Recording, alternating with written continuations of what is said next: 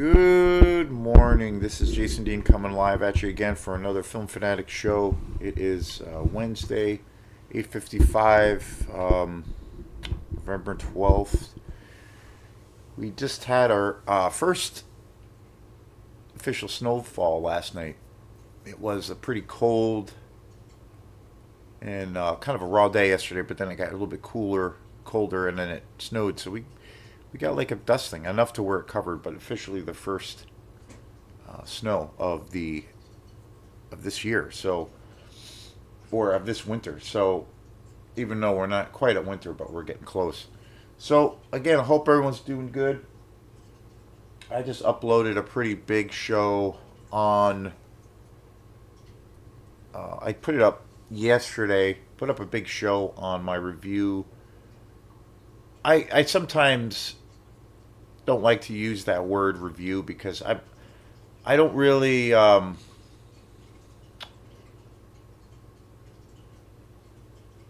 I think of like calling when I think of people who are film reviewers, I think of like people like Peter Travers or Siskel and Ebert or various other and that also includes other media outlets, but like people who are actual reviewers who went to like formal school for their career, their job. Um, and I'm kind of more of a person who just loves to talk about. I mean, my only, I guess, if you want to call it, my only education is that I see a lot of movies. That's about it. That's all I go by, and I just go by, my gut instinct, my passion. And but at the same time, it's like,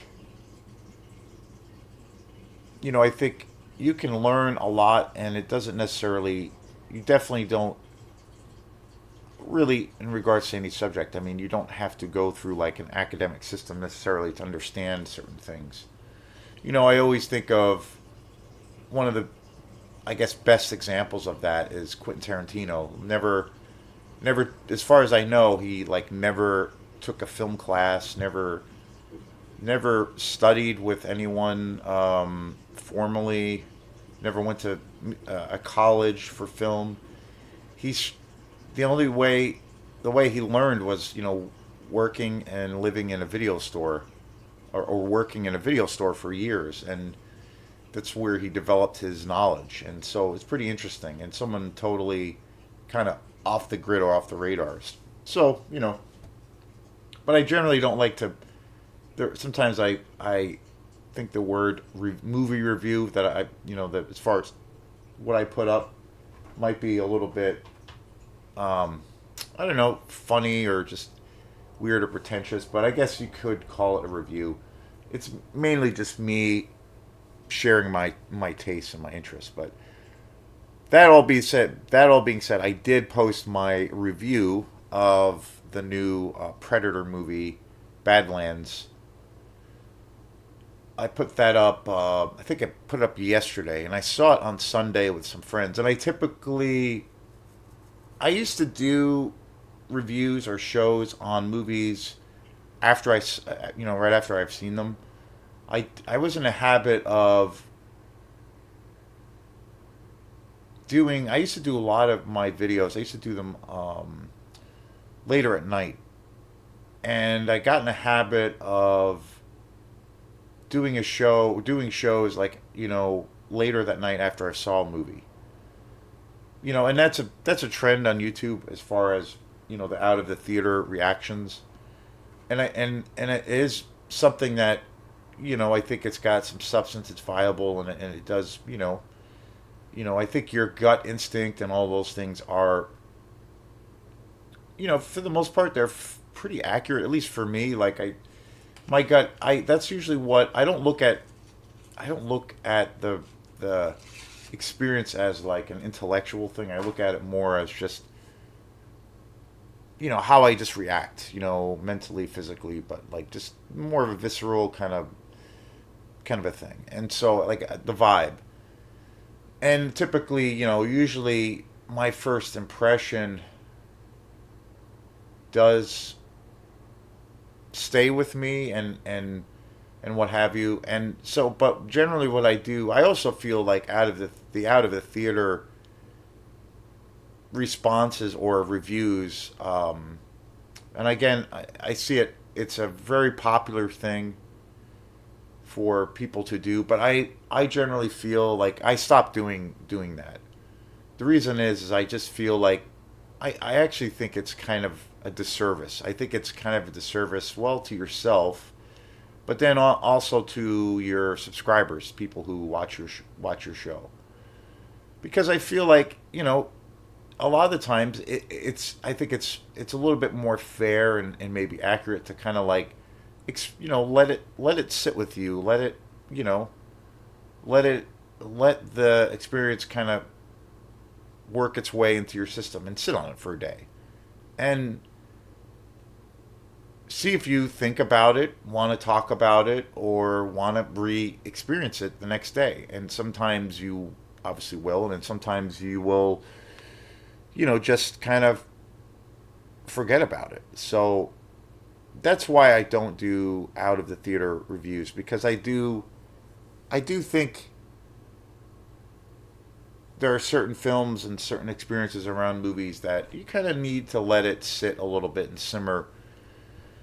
I always judge it on that. If I've seen a movie and then the next day I'm still thinking about it or talking about it, or in some cases wanting to see it again, that's usually a good indication that I had a really good experience. So, and then obviously the other side of the coin is if I barely remember what I saw, or I just don't have any desire to really talk about it, or I just kind of get more and more unhappy with the experience. So, or then sometimes it's just kind of like in the middle, and it's just you have this feeling of just kind of blah. And as of late, I've always done music shows for this channel. That's always been a big part, and again, it's like, for what it's worth, it's, I mean, small potatoes, but all of these videos and all of the things I talk about are things that are constantly in my stupid little brain. So if someone was to crack open my brain, this is kind of what would fall out. So all of these things are connected to me, to me as a, you know as a just a person, and then me being a, an artist or a musician or whatever. Like, all of these things are connected. So I always talk about mainly movies, but then a lot of music shows, and just how I feel like they're all so interconnected. So one of the shows, because I've always talked about music and the music that I love. Um, at the end of the day, I still mostly listen to electronic music, and then I still listen to mostly jazz. But again, I love, indie rock. I love,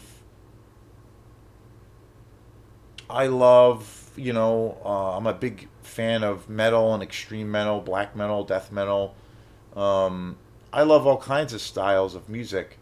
But, I always go back to those two sources of music.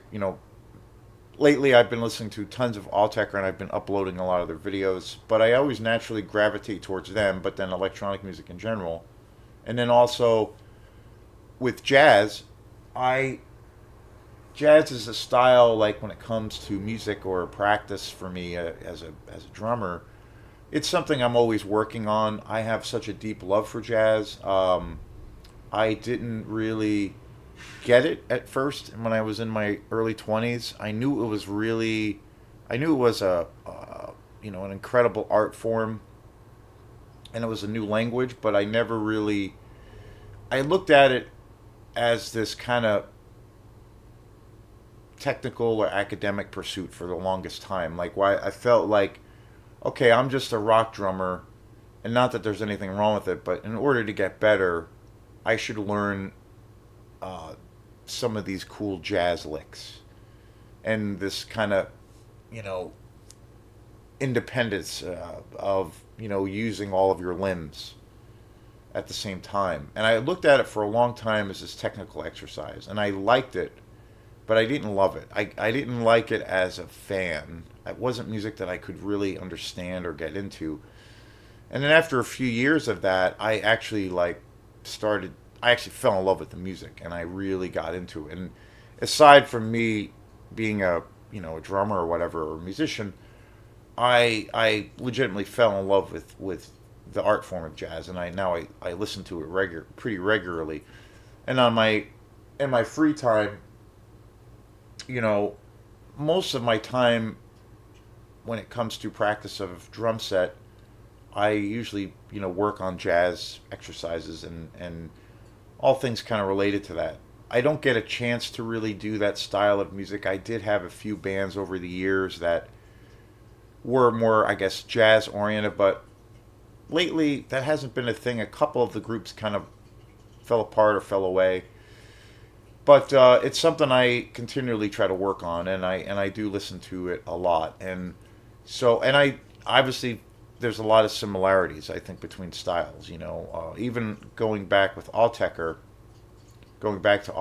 like they learning a lot about them, their music over the years, and then having the experience of luckily getting to see them twice, which is crazy in concert, and seeing how they kind of operate. Where I've heard people describe them as kind of being this live jazz group because they do improvise, but they have, you know, there's like a head of the tune kind of similar to the jazz vibe. There's sometimes it's pretty faint, but there's like a melodic thing. They're riffing off of each other, so it's very interesting learning about their process and how, you know, one or two people that I was looking into, who had done a real deep dive into their technology. They were really, you know, comparing them to seeing to going to see a jazz trio, and I was like, wow, like that's even cool. That's really cool because I didn't really think of that. Think of the experience in those terms. So again, with electronic music and with jazz, there are so many, you know,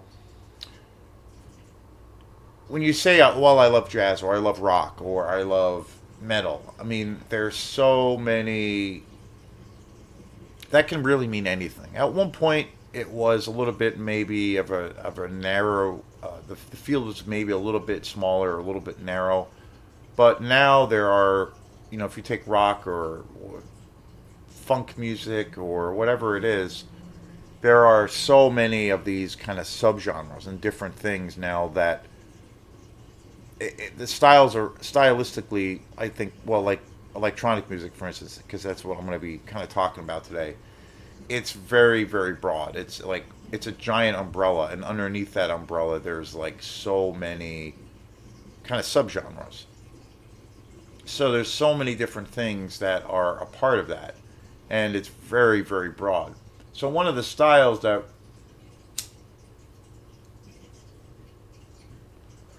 I wanted to talk about was drum and bass and jungle, which is a music that I've listened to for a really, really long time.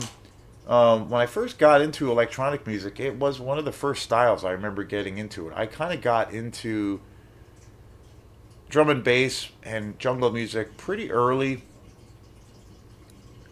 You know, kind of when, you know, for me with my timeline with electronic music, like my first band that I ever heard that was electronic music was Depeche Mode, and they still remain to for me, you know, one of my all-time favorite groups.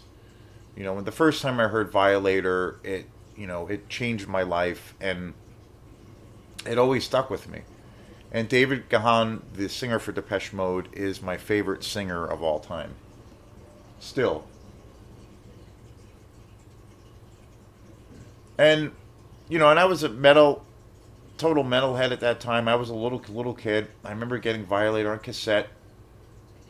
I remember seeing Enjoy the Silence on MTV, and I was just like, it was so it was so cool. It was like the music was and the video was so dark and kind of mysterious. It was really sexy. It was provocative, and it was just very really emotive.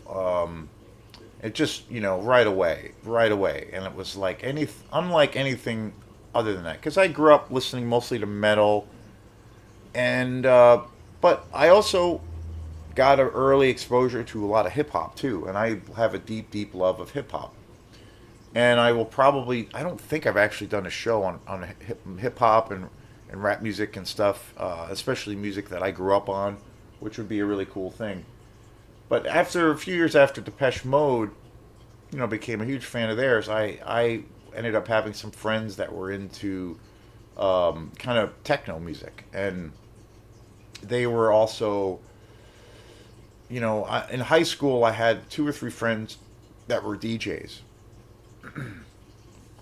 and I grew up in New York, so there was a lot of different ethnicities where I grew up in my neighborhood, where I lived and stuff. So I had a couple of friends that were from the Dominican Republic, and they were DJs, and they were, we used to hang out and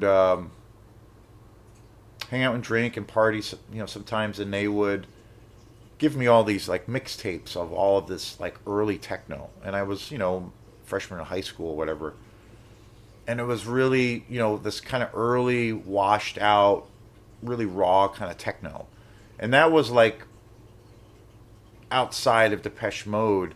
This was like my first kind of introduction to dance music, and a lot of this stuff was American, and over the years, like getting into electronic music, I realized, like most things, like so many styles, but most of this music really all came from the UK. It all originated from the UK.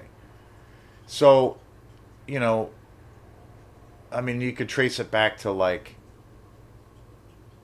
well, obviously today's topic is going to be about drum and bass and jungle, house music, um, you know, trap music, or maybe more of like dubstep, I would say, trip hop. Um, so many different styles you can trace back to the UK.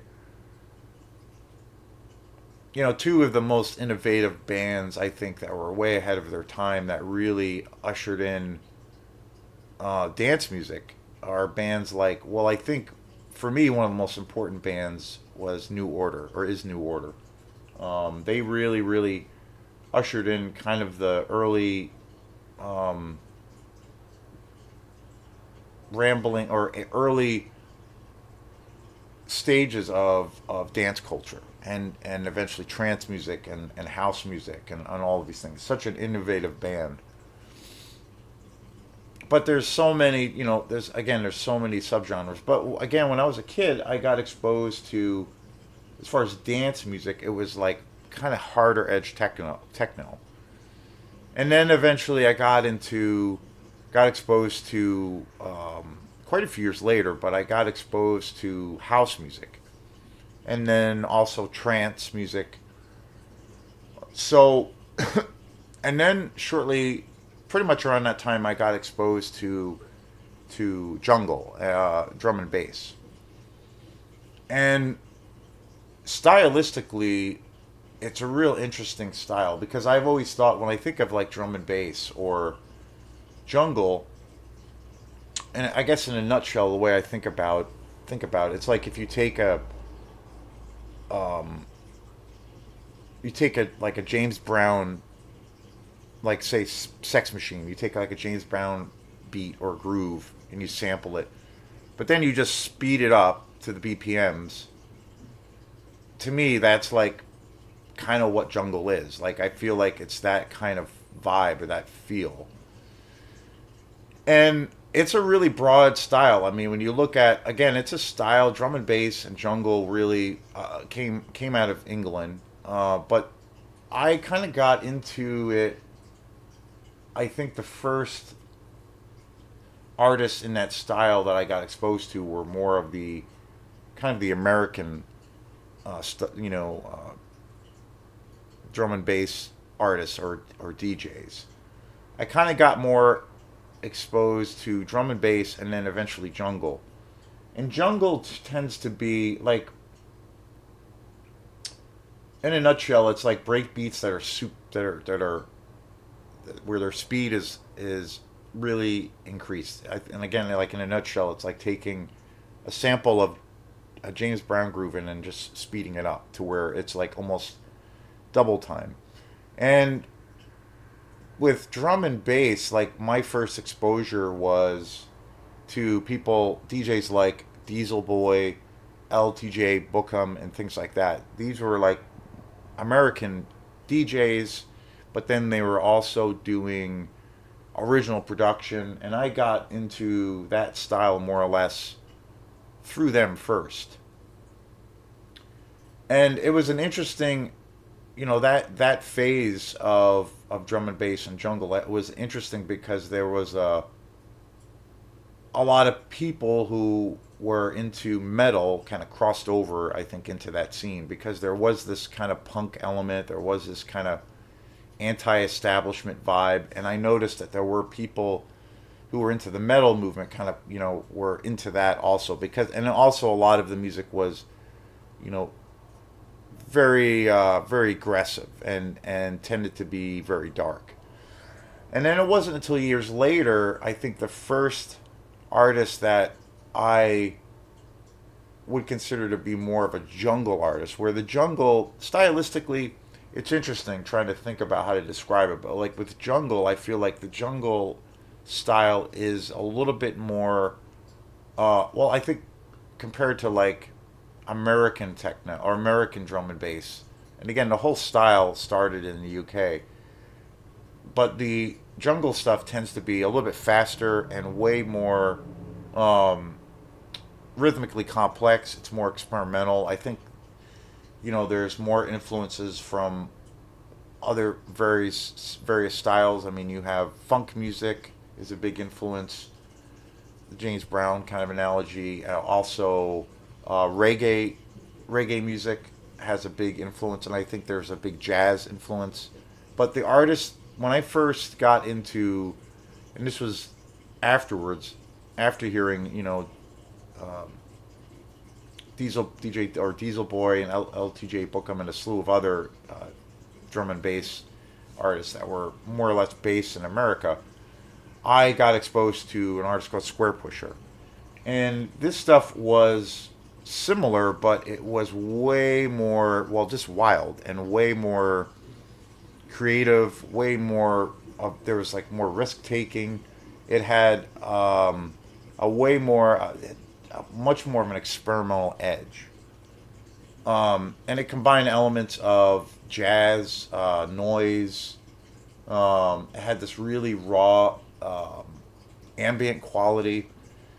And the first, I would have to say, the first time I ever heard like jungle, and again, it's there's between drum and bass and jungle, there is a slight difference, but when you dive into it, you realize stylistically there is a massive difference, and so I really gravitated towards to Square Pusher, and when I got into Square Pusher, the first album of his that I had heard was "Feed Me Weird Things," and which I think today, for me, is one of my favorite albums of all time.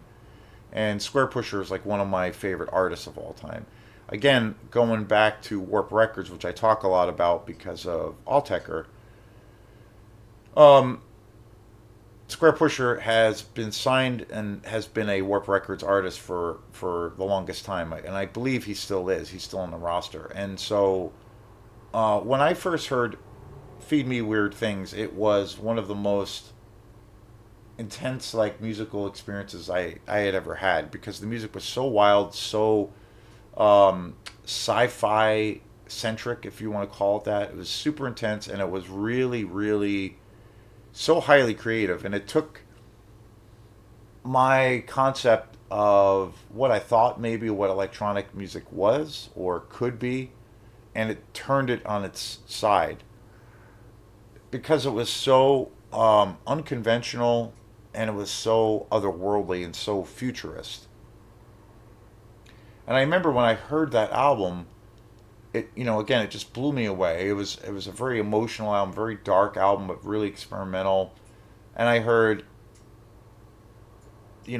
influences from music that was not necessarily electronic. Square Pusher, you know, came out of the world of, well, he's a monster bass player, so he came out of the world of playing in bands and brought all of that to his newer project at that time, Square Pusher. And can't forget. There's a lot of names, in these styles of people I should talk about.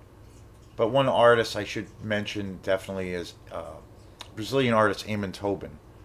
He was also from Brazil, really, really influential in this style of music, and really did something unique. And I haven't listened to any of his new stuff in a while, but he's his when I first got exposed to him, he was one of my favorites, and definitely one of the first artists that I got exposed to in these genres.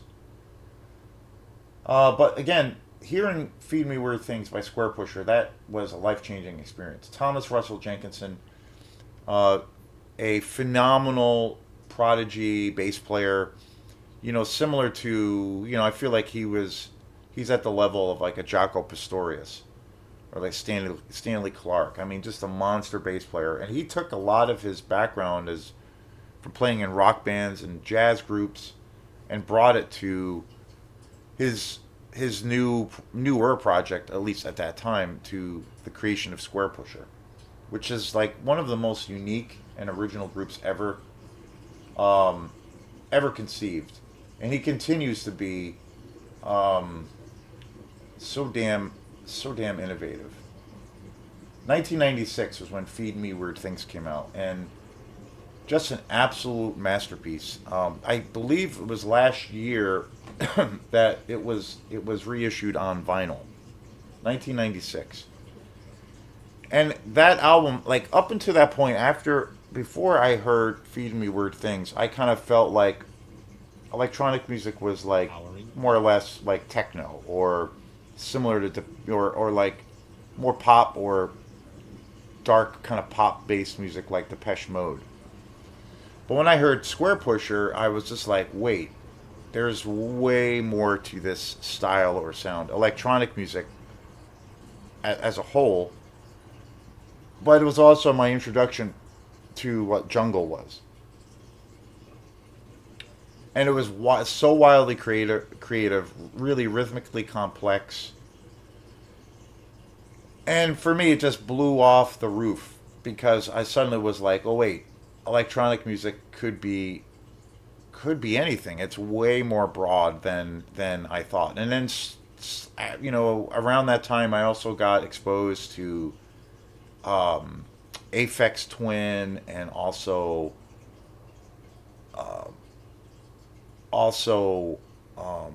Autechre, my favorite band of all time. And when it came to jungle, hearing Drux from Aphex Twin was like kind of this next level for me, and just so highly innovative. And I went through this weird phase because I know this style as a whole kind of originated, like most things, originated in the UK when it comes to electronic music.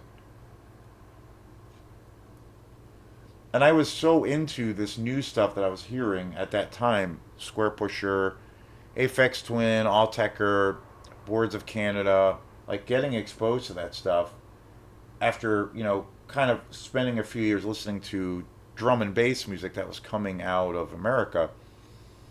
I got really bored of it. To me, it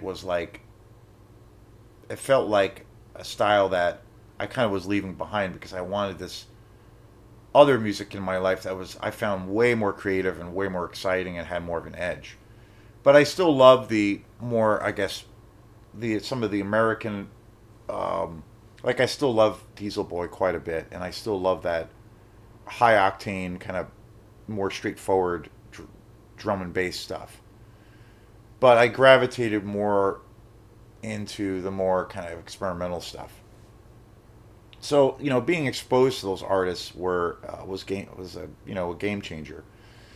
And then before that, or I should say after that, I got exposed to mainly because I saw him as an actor, but I didn't really know all that much about his music and realized, wow, he is or really was a pioneer. But there was a UK artist or is a UK artist out there, Goldie, and he is you know again it's hard to pinpoint where the style of drum and bass and jungle like actually started, but I think it's possible. But I think Goldie was, it might be a safe thing to say that he was one of the biggest kind of voices, or probably one of the most um, pioneering figures in this style. Um,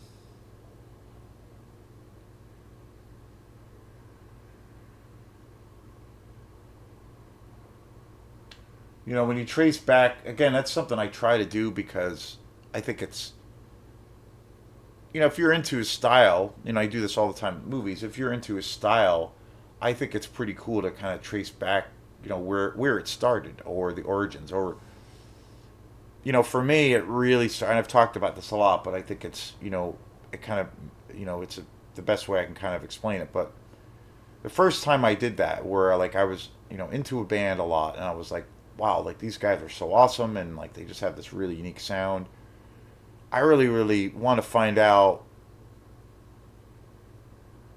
like what they listened to or what inspired them to kind of go in this direction. And the first band that I that for me that that whole thing, the first time that ever happened was with Sonic Youth. I grew up as a massive Sonic Youth fan. I still love their music, but at one point, um, they were one of my favorite bands, and their early stuff is still music to me that is really special. But I went down this deep rabbit hole when I was younger and really got into Sonic Youth and just fell in love with their music. I love their this is like the way they had these weird tunings, the dissonance, the aggression, the weirdness of their music, and yet it wasn't like it was aggressive, but it wasn't like in a metal, way or like a Metallica kind of way. It was more. I mean, I hate to say it, but more like art house, but it had this edge. And I remember, just being so curious, like, wow, where did these guys come from? Like, what influenced their sound? Because it was so different. They were probably the first kind of indie rock band that I really fell in love with, or it's something close to that style. And so I was like wanting to really explore like what influenced them, and that's where that was the first time where I was like, oh, okay, I want to trek out interviews with the members of the band, Thurston Moore and Kim Gordon, to see like what inspired them, what music did they grow up listening to, what and all those things. And then that started that trajectory of like taking a deeper dive, and then that led me to discover a whole slew of other artists that came before them, and just increase my well, I guess you want to call it, but my knowledge of music to as a fan. But then it just the coolest thing was that suddenly it opened me up to all other kinds of other bands I'd never heard of, more obscure bands and all and what have you. And so I basically take that same kind of idea and do it for mostly everything that I'm into. I do that, a lot with probably the biggest thing now is with directors and films that I get into that I've never seen before or heard. I do that same thing now, and then that leads me down this path of like all these new things to discover that are just endlessly awesome. Um, so that's kind of like I did that, with this style of what I'm talking about today, with drum and bass and jungle. And so Goldie, who is a really famous British electronic artist, um, I haven't really seen or heard about him in a long time. But when I first heard about him, I saw him in a movie. I can't remember what it was. It was like some action movie. I don't know if it was even. It might have been one of the '90s James Bond movies or something. But I remember seeing Goldie first as an actor in a movie, and this was like quite a few years after his music career. He had the music career going for a long time, but I remember seeing him in a movie, and then I like read something somewhere, and then I was like, oh wait, he's an electronic artist, and I read some more about him, and reading things that a lot of people, a lot of critics regarded him as being, one of the most, kind of pioneering artists in the world of electronic music, and especially when it came to jungle and drum and bass, and, coming out of the UK. So then which really, got my interest. So then I started checking out a lot of his music, and I came across the album Timeless, which came out in um, 1995. And the jungle style, drum and bass style is relatively, it's safe to say it started in the early '90s. And I, and looking at it, it's like, well, it's still a new style. Like it's still like some artists I want to talk about after I talk about Goldie for a minute. Um, are really doing some incredibly creative things with it, and taking the style, if you will, or having that as an influence into so many different directions.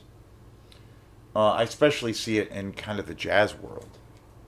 But so I came across this album that Goldie had put out, which was his debut, came out in '95, Timeless. And I remember hearing that album after like listening to some of his music here and there, and then I bought Timeless. A lot of his other studio albums that he had done, especially his later stuff, I wasn't really like, I thought it was good, but I was never really a fan. I thought it was okay. Like some of the music was like, kind of okay. It was kind of a little bit mediocre, not very exciting compared to like the music I was like being exposed to, like Aphex Twin and all that stuff. But it wasn't until, but I had heard again that Goldie was a, in this genre, or these genres, was like regarded as like, more or less kind of the godfather of it, one of the guys that really, kicked things off.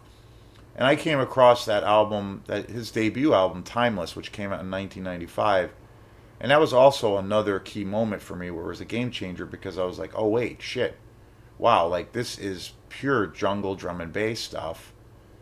And it kind of predated everything I was listening to. And I'm like, wow, okay, this is a classic fucking album. And it really made sense as far as kind of tracing back the lineage of a lot of this music. And so a lot of it came out in the '90s.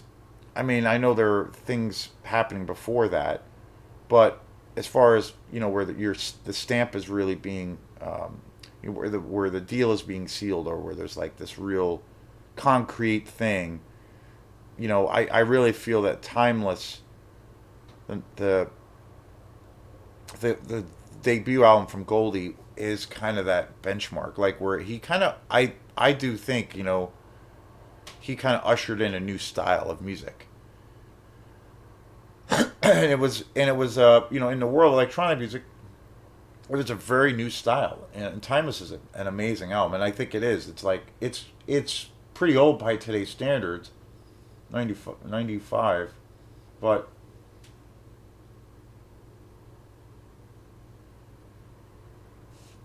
it sounds like, to me, when I I haven't listened to Timeless in a long time, but to me, it sounds like it came out in 2025. Like it's really fresh. It's got this kind of intensity to it.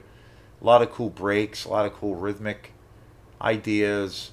There's you can hear the big time kind of reggae dub influence, which is a big part of this style of music and electronic music as a whole.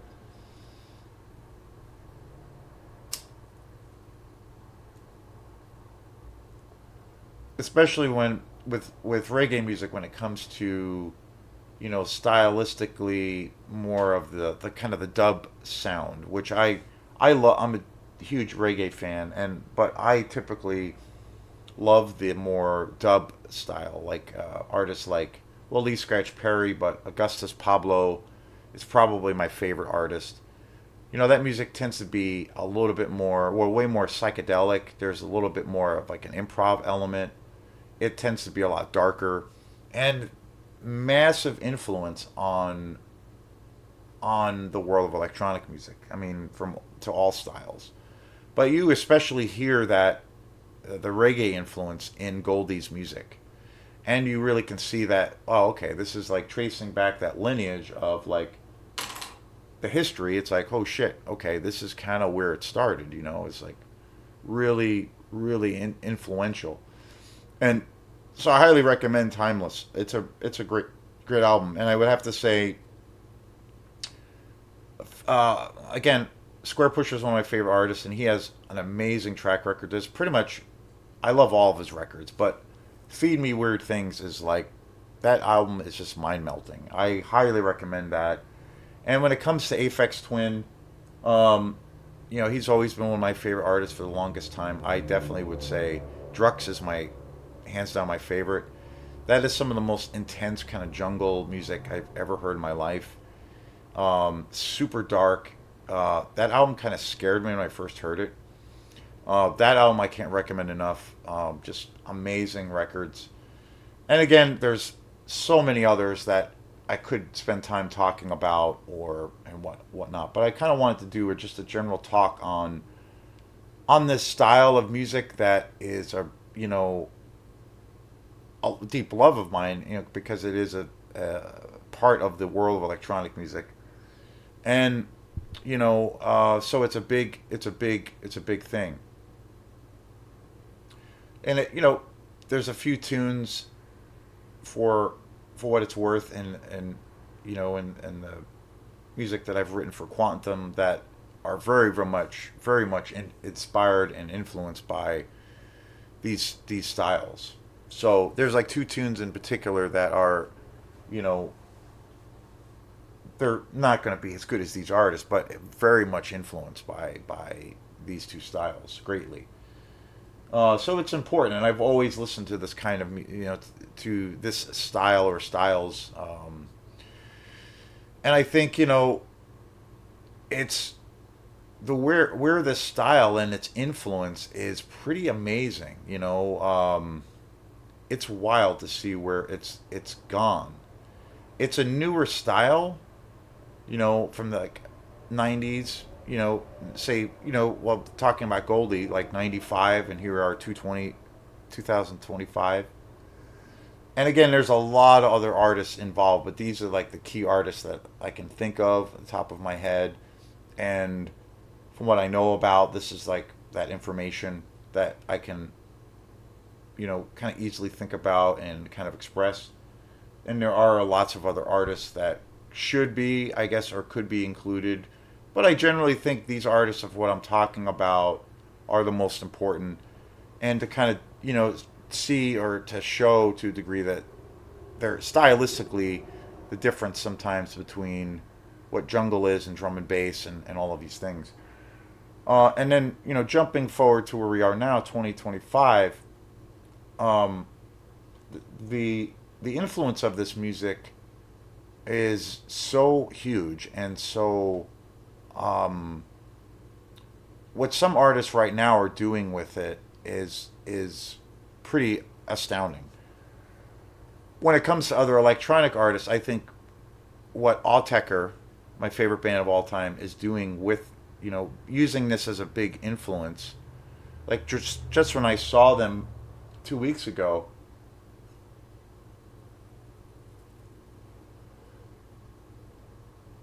it was very wild, very breakneck, a lot of breakneck tempos, but and very experimental, very dark, but atmospheric. But essentially, it was kind of like jungle music. Like they were really playing this like souped up, these really souped up, fast, highly intense grooves in that style, and but yet it sounded. That's the thing with Alltecker is that I feel like everything that they do that they put out always feels 20 years ahead of its time. Or they'll take a certain kind of style, and I think they do that with hip hop too, because they're really influenced by hip hop music and ambient music. And they take those respected styles and just do something totally new and fresh with it to where it feels like, wow, like this is really a futurist experience. And I think what they've done in the realm, within the realm or confines of electronic music is unprecedented. They continue to be the biggest, I think, in the world of electronic music, the biggest trailblazers. And basing it on my,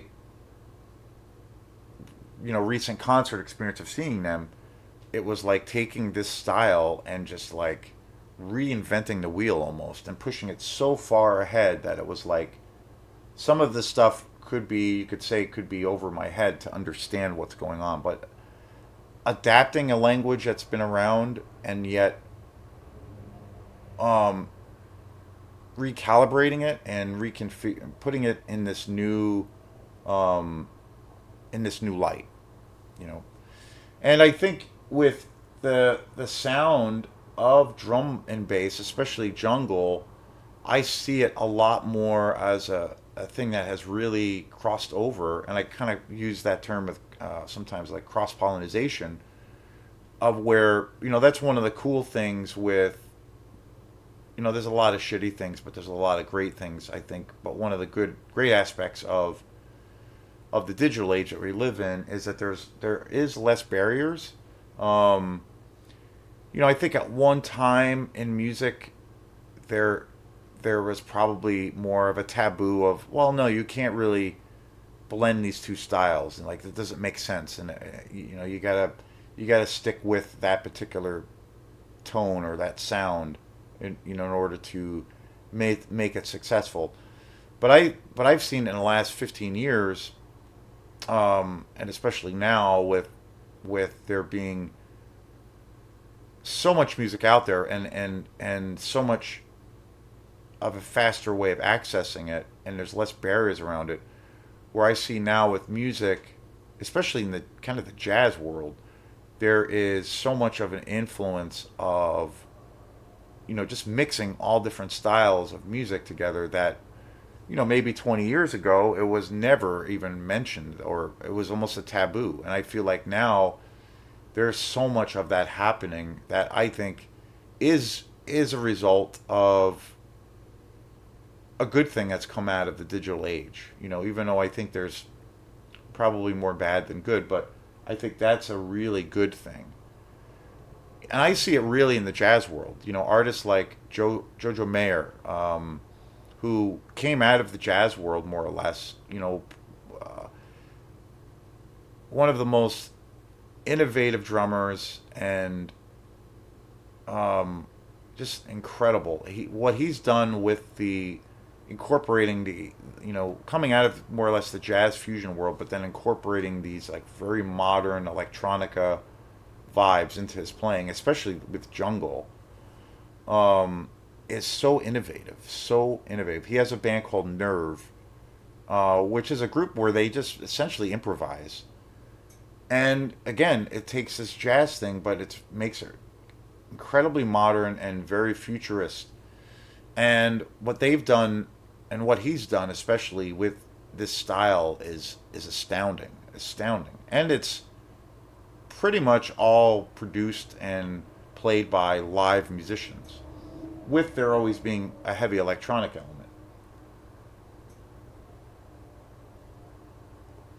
Another artist, there's a few artists I wanted to talk about, like in the modern context, that I think have taken such a huge influence of jungle, drum and bass, and electronic music in general, but especially those styles rhythmically, that have taken these things on and just really propelled it. I think Mark Giuliani, he's one of the greatest drummers around, one of my favorites, and and again, a jazz guy. He came out of the jazz world, and that's primarily his bass. But he's taken this style, and he's named some of these albums in interviews that I've seen. But he's taken this style and just propelled it light years ahead. So innovative and so interesting and so complex, and it really uh, takes a style. Like these guys were able to take a style that you really show that it can be pushed and pushed and pushed, and it's limitless to where an artist can take it. So I think Mark Giuliani is one of the most innovative guys when it comes to this style. Another artist who I think is just tremendous, like kind of mind blowing, is JD Bex. JD Bex and Domi, and he's like 17 years old. This kid is just completely batshit crazy. He's done this kind of style um, for a while, and again, what he's doing is so greatly influenced by this kind of music. Again, taking his like background in playing jazz and fusion, but then applying it in this really modern context where it's like light years ahead of its time. And then another artist, finally, that I can't forget to mention, who I think has taken this kind of style and just propelled it. And it's interesting because all of these guys are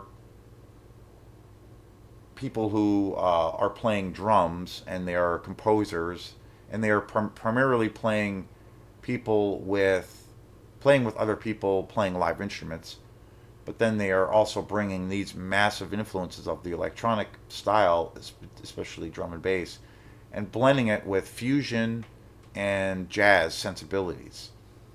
Just highly so innovative. But JD Bex and Domi are just absolutely incredible. And then Lewis Cole is also one of the most innovative and just kind of jaw dropping drummers out there.